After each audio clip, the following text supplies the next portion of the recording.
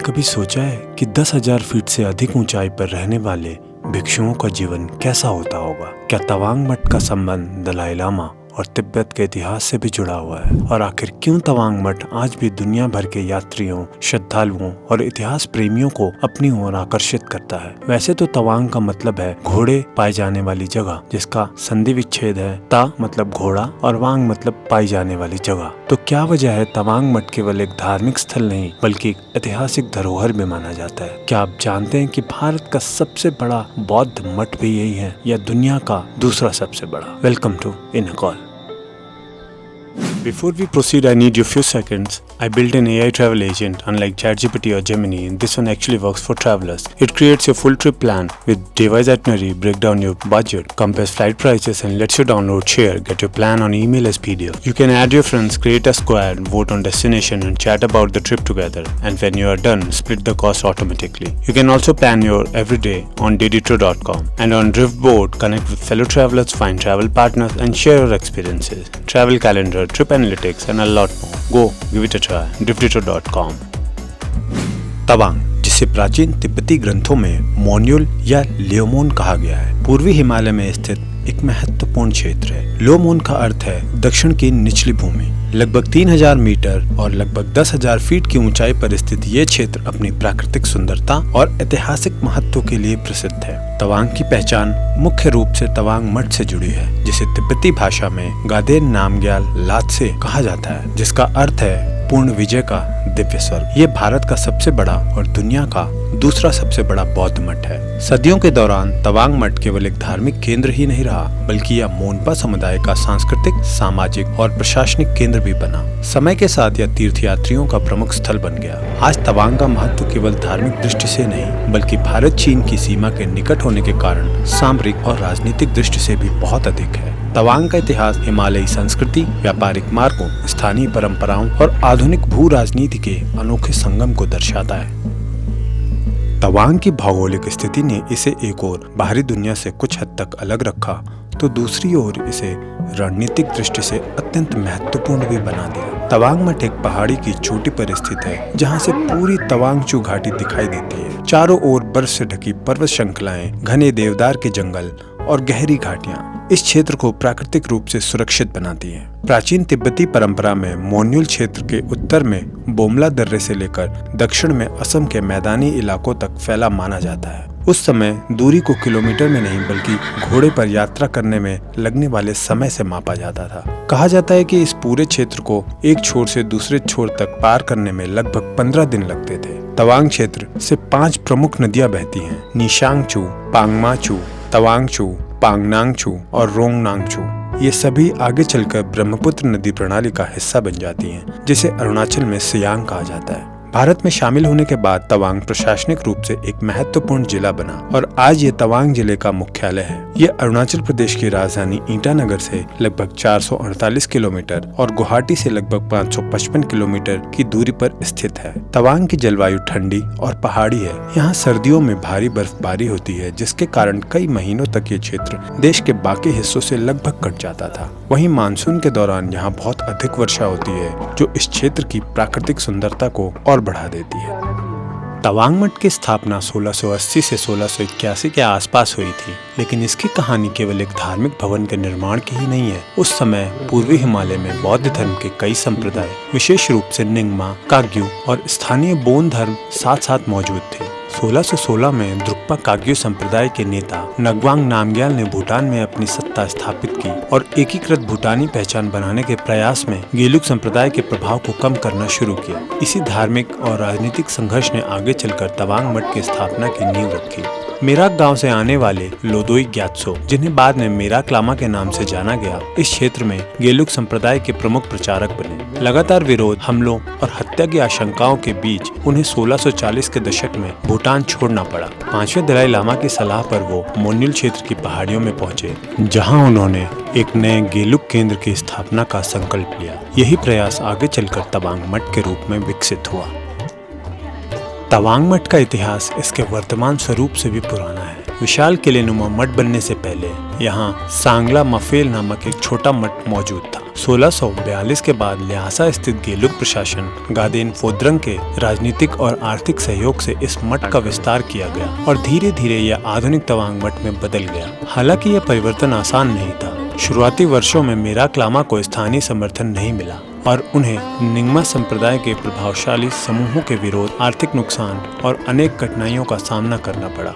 अपनी धार्मिक मुहिम को सुरक्षित रखने के लिए उन्होंने टोना जिले के अधिकारियों से सहायता मांगी। बाद में गादेन फोद्रंग प्रशासन ने स्थानीय नेताओं को निर्देश दिया कि वे कूटनीतिक और शांतिपूर्ण तरीकों से मोन्यूल क्षेत्र के मठों और धार्मिक संरचनाओं को गेलुक परंपरा के अधीन लाने का प्रयास करें। इसी संघर्ष, धैर्य और कूटनीतिक परिणाम स्वरूप तवांग मठ हिमालय के सबसे महत्वपूर्ण बौद्ध केंद्रों में से एक बन सका। तवांग मठ की स्थापना को लेकर स्थानीय परंपराओं और ऐतिहासिक कथाओं में 3 अलग अलग किंवदंतियां प्रचलित है। दिलचस्प बात यह है कि तीनों कथाओं में किसी न किसी रूप में घोड़े या दैवी संकेत का माध्यम माना गया। सबसे प्रसिद्ध कथा के अनुसार मेराक लामा 5वें दलाई लामा के निर्देश पर एक नए मठ की स्थापना के लिए उपयुक्त स्थान खोज रहे थे। लंबे समय तक स्थान न मिलने पर उन्होंने एक गुफा में जाकर प्रार्थना की। जब वे बाहर निकले तो उनका घोड़ा गायब था। खोजते खोजते वे एक पहाड़ी की चोटी पर पहुंचे, जहां उनका घोड़ा शांतिपूर्वक खड़ा मिला। मेराक लामा ने इसे दैवी संकेत माना और स्थानीय मोनपा लोगों की सहायता से वहीं मठ निर्माण का कार्य प्रारंभ किया। दूसरी कथा प्रसिद्ध तिब्बती संत खजाना खोजक तेतोर्न पेमा लिंगपा से जुड़ी है। माना जाता है कि इसी स्थान पर उन्होंने तामदिन और काग्यत नामक देवी देवताओं की पवित्र दीक्षा वांग प्रदान की थी। इस व्याख्या के अनुसार ता शब्द तामदिन का संक्षिप्त रूप है, जबकि वांग का अर्थ है दीक्षा या आशीर्वाद। तीसरी कथा के अनुसार ल्हासा के एक राजकुमार का पवित्र सफेद घोड़ा भटकते हुए मोनपा क्षेत्र में पहुंच गया। जब खोज दल ने उसे वर्तमान मठ वाली पहाड़ी पर चढ़ते हुए पाया तो स्थानीय लोगों ने उस घोड़े और उस स्थान को पवित्र मान लिया। समय के साथ उस स्थान की पवित्रता को बनाए रखने के लिए वहीं तवांग मठ का निर्माण किया गया। इन तीनों कथाओं में भले ही विवरण अलग अलग हों, लेकिन एक बात समान है। तवांग मठ की स्थापना को स्थानीय लोग दैवी संकेत और आध्यात्मिक महत्व से जोड़कर देखते हैं। तवांग मठ की स्थापना के बाद उसे सुरक्षित रखना एक बड़ी चुनौती थी। उस समय क्षेत्र में निंगमा संप्रदाय के विरोध और भूटान के द्रुक्पा आक्रमणों का खतरा बना हुआ था। इसलिए 5वें दलाई लामा ने स्थानीय मोनपा लोगों को मेराक लामा की हर संभव सहायता करने का आदेश दिया। कहा जाता है मठ की बाहरी दीवारों की सीमा तय करने के लिए दलाई लामा ने एक ऊन की गेंद भेजी थी, जिसकी लंबाई के आधार पर किलेबंदी का घेरा निर्धारित किया गया। इसी कारण तवांग मठ को एक मजबूत किले की तरह बनाया गया, जो पहाड़ की ऊंचाई पर स्थित होने के कारण स्वाभाविक रूप से सुरक्षित था। मठ का निर्माण 1680 में शुरू हुआ और 1688 में पूरा हुआ। इसे 5वें दलाई लामा को समर्पित किया गया, जिन्होंने मठ को बुद्ध की चंदन की लकड़ी से बनी हुई एक पवित्र प्रतिमा भेंट की, जो आज भी यहाँ सुरक्षित रखी गई है। मठ बनने के बाद द्रुक्पा और गेलुक संप्रदायों के बीच संघर्ष पूरी तरह समाप्त नहीं हुआ। लगातार हो रहे हमलों को रोकने के लिए 5वें दलाई लामा ने ल्हासा से एक बड़ी मंगोल सेना भेजी। इस सैन्य हस्तक्षेप के बाद विरोधी शक्तियों को पीछे हटना पड़ा और मोन्यूल क्षेत्र में गेलुक संप्रदाय की स्थिति मजबूत हो गई। इस विजय की स्मृति में मठ के मुख्य प्रार्थना कक्ष में उस मंगोल सेनापति का एक विशाल चित्र बनाया गया। शांति स्थापित होने के बाद तवांग मठ केवल धार्मिक स्थल नहीं रहा, बल्कि पूरे मोन्यूल क्षेत्र का सामाजिक, सांस्कृतिक और आर्थिक केंद्र बन गया। मठ के पास बड़ी मात्रा में भूमि थी और आसपास कई गांव उसके प्रभाव के क्षेत्र में आते थे। स्थानीय लोग कृषि, पशुपालन से जुड़े कर मठ को देते थे, जिससे मठ की व्यवस्था और धार्मिक गतिविधियां संचालित होती थी।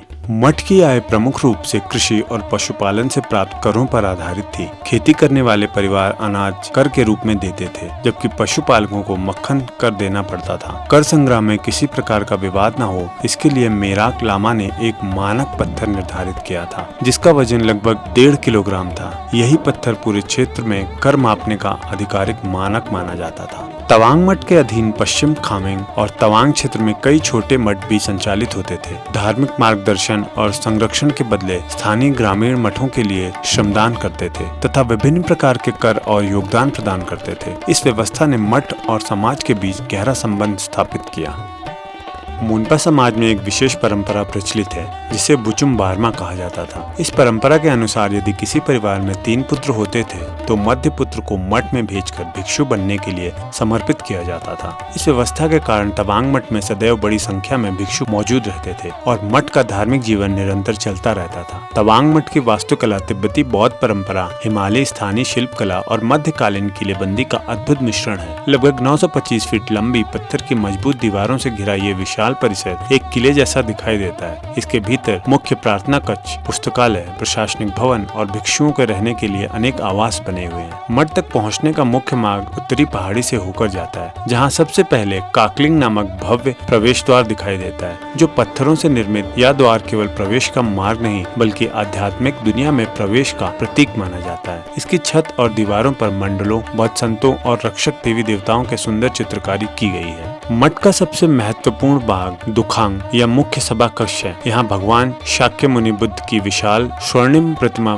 स्थापित है, जिसकी ऊंचाई लगभग 26 फीट तक बताई जाती है। बुद्ध पद्मासन मुद्रा में विराजमान है और उनकी मुद्रा ज्ञान प्राप्ति के क्षण का प्रतीक मानी जाती है। प्रतिमा के दोनों ओर उनके मुख्य शिष्यों सारिपुत्र और मौद्गल्यायन की मूर्तियां भी स्थापित हैं। बुद्ध प्रतिमा के निकट एक अत्यंत पवित्र थंका या स्क्रॉल पेंटिंग सुरक्षित रखी गई है, जो पार्लेन लामो नामक देवी को समर्पित है। उन्हें तवांग मठ और दलाई लामा की रक्षक देवी माना जाता है। स्थानीय मान्यताओं में उनकी तुलना कभी कभी काली, तारा और अन्य शक्तिशाली देवियों के रूप में भी की जाती है। मठ के पश्चिमी भाग में स्थित पारखांग या पुस्तकालय तवांग की सबसे मूल्यवान धरोहरों में से एक है। यहाँ सदियों पुराने बौद्ध ग्रंथ सुरक्षित रखे गए हैं, जिनमें काग्यर और तेंग्युर जैसे महत्वपूर्ण धार्मिक ग्रंथ भी शामिल हैं। इनमें कई हस्तलिखित ग्रंथ सोने और चांदी की स्याही से लिखे गए हैं। मठ के अंदर स्थित ऐतिहासिक बुद्ध प्रतिमा के अलावा तवांग शहर के ऊपरी एक पहाड़ी पर 2015 में स्थापित लगभग 30 फीट ऊंची विशाल बुद्ध की प्रतिमा भी है। यह प्रतिमा पूरे तवांग शहर से दिखाई देती है और आज तवांग की सबसे प्रसिद्ध पहचान बन चुकी है। तवांग मठ का धार्मिक जीवन तिब्बती चंद्र कैलेंडर पर आधारित है। पूरे वर्ष यहाँ धार्मिक अनुष्ठान और उत्सव आयोजित होते हैं, जो मोनपा समाज की सांस्कृतिक पहचान का महत्वपूर्ण हिस्सा है। तवांग मठ का सबसे प्रसिद्ध उत्सव तोरग्या है, जो हर वर्ष जनवरी के आसपास मनाया जाता है। ये 3 दिनों तक चलने वाला उत्सव बुरी शक्तियों, रोगों और प्राकृतिक आपदाओं को दूर करने के उद्देश्य से आयोजित किया जाता है। उत्सव के दौरान विशेष अनुष्ठान, प्रार्थनाएं और रंग बिरंगे मुखौटा नृत्य आयोजित किए जाते हैं। तोरग्या उत्सव का सबसे आकर्षक भाग चाम नृत्य होता है। इसमें भिक्षु रंगीन वस्त्र और विशाल मुखौटे पहनकर नृत्य करते हैं। यह नृत्य बौद्ध कथाओं और अच्छाई की बुराई पर विजय को दर्शाते हैं। ढोल, झांझ और लंबे तिब्बती तुरियों की ध्वनि पूरे वातावरण को आध्यात्मिक बना देती है। और जैसा कि हमने अपने हर तिब्बती वीडियो में बताया है लोसार के बारे में, यहाँ भी लोसार मोनपा समुदाय का सबसे बड़ा पर्व है। ये तिब्बती नववर्ष का उत्सव है जो फरवरी या मार्च में मनाया जाता है। लोग अपने घरों की सफाई करते हैं, विशेष व्यंजन बनाते हैं, नए वस्त्र पहनते हैं और मठ में जाकर आशीर्वाद प्राप्त करते हैं। ये उत्सव लगभग 15 दिनों तक चलता है। चोयकोर एक कृषि आधारित उत्सव है। इस दौरान गांव के लोग पवित्र ग्रंथों और धार्मिक प्रतीकों को लेकर खेतों की परिक्रमा करते हैं और अच्छी फसल की प्रार्थना करते हैं। ये परंपरा आज भी तवांग और आसपास के क्षेत्रों में जीवित है। सागा दावा भगवान बुद्ध के जन्म, ज्ञान प्राप्ति, महापरिनिर्वाण की स्मृति में मनाया जाने वाला पवित्र पर्व है। वहीं गोसर्म कोरा एक महत्वपूर्ण तीर्थ यात्रा उत्सव है, जिसमें भारत, भूटान और तिब्बत से हजारों श्रद्धालु भाग लेते हैं और पवित्र स्तूप की परिक्रमा करते हैं।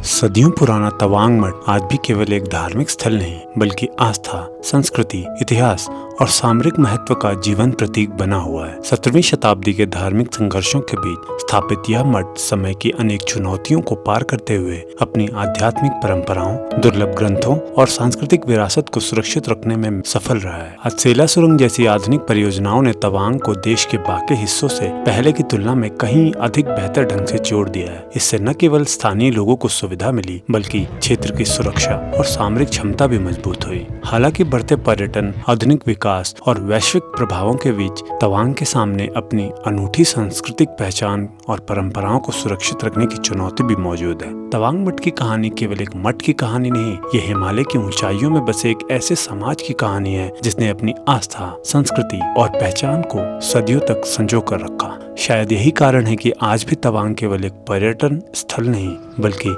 इतिहास, आध्यात्मिकता और मानवीय धैर्य का एक जीवंत अध्याय माना जाता है।